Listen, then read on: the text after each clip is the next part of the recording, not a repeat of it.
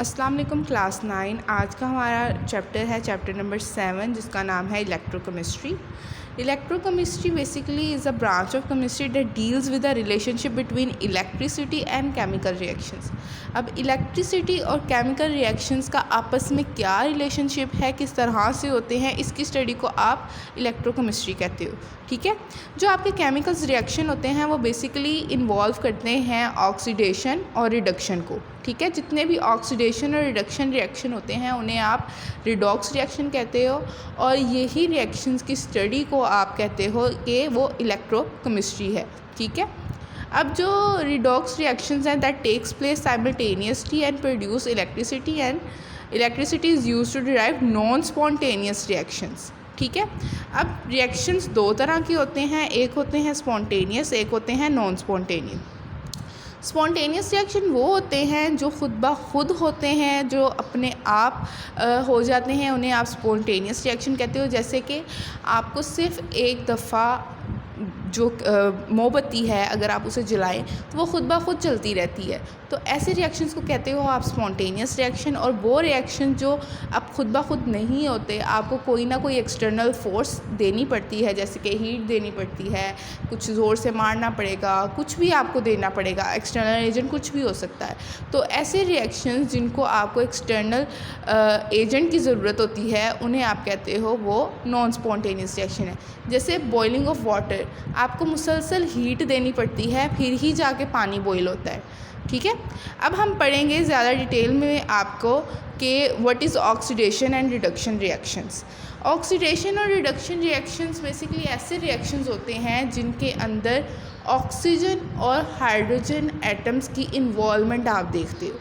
ठीक है, जो आपका जो पहला कॉन्सेप्ट है ऑक्सीडेशन और रिडक्शन का, वो आपका बेस करता है रिमूवल ऑफ ऑक्सीजन या रिमूवल ऑफ हाइड्रोजन के ऊपर। ठीक है, अगर आप किसी भी रिएक्शन में ऑक्सीजन को रिमूव कर रहे हो तो वो आपकी रिडक्शन होती है, और अगर आप रिमूव कर रहे हो हाइड्रोजन तो आपकी वो ऑक्सीडेशन होती है। ठीक है, अब बेसिक डेफिनेशन पे आते हैं। Oxidation is defined as the addition of oxygen and removal of hydrogen during the chemical reaction.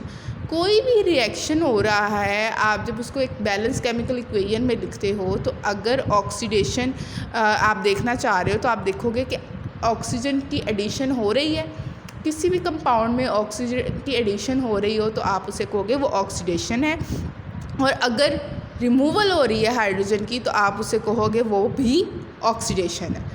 इसके बरअक्स जब आप रिडक्शन की बात करते हो तो रिडक्शन एडिशन ऑफ हाइड्रोजन होता है। ठीक है, जब हाइड्रोजन की एडिशन हो रही है और ऑक्सीजन की रिमूवल हो रही है किसी भी केमिकल रिएक्शन के दौरान तो उसे आप रिडक्शन कहोगे।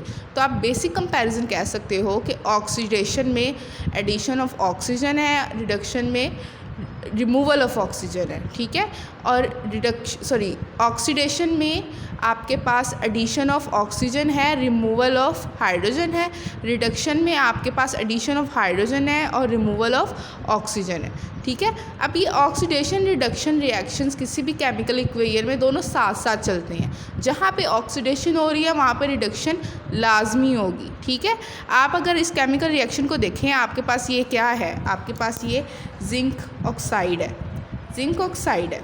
जब जिंक ऑक्साइड आपके पास है ये कार्बन के साथ रिएक्ट करेगा, जब कार्बन के साथ रिएक्ट करेगा तो क्या होगा, जब कार्बन के साथ रिएक्ट करेगा तो यहाँ से इसके साथ ऑक्सीजन की रिमूवल हो रही है। जब ऑक्सीजन की रिमूवल यहाँ पे हो रही है तो हमने क्या पढ़ा, ऑक्सीजन की रिमूवल को आप कहते हो रिडक्शन। तो यहाँ पे रिडक्शन हो रही है, ये रिडक्शन हो रही है। लेकिन अब देखो यहाँ पे आपके पास कार्बन है, लेकिन कार्बन क्या कर रहा है, कार्बन यहाँ पे ऑक्सीजन गेन कर रहा है। जब कार्बन यहाँ पे ऑक्सीजन गेन कर रहा है तो क्या हो रहा है, कार्बन का एडिशन हो रहा है ऑक्सीजन का, तो यहाँ पे क्या हो रही है, ऑक्सीडेशन। अब ये एक केमिकल रिएक्शन है, यहाँ पे रिडक्शन और ऑक्सीजन दोनों, ऑक्सीडेशन दोनों साथ साथ हो रही हैं। तो जब दोनों चीज़ें साथ साथ हो रही हैं तो इस पूरे रिएक्शन को आप कह दोगे कि ये आपका रिडॉक्स रिएक्शन है। ठीक है, let us first discuss an example and understand the concept based on oxidation and removal of oxygen.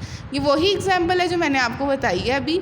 A reaction between zinc oxide and carbon takes place by the removal of oxidation from zinc oxide and addition of oxygen, यानी कि oxidation हो रही है to carbon.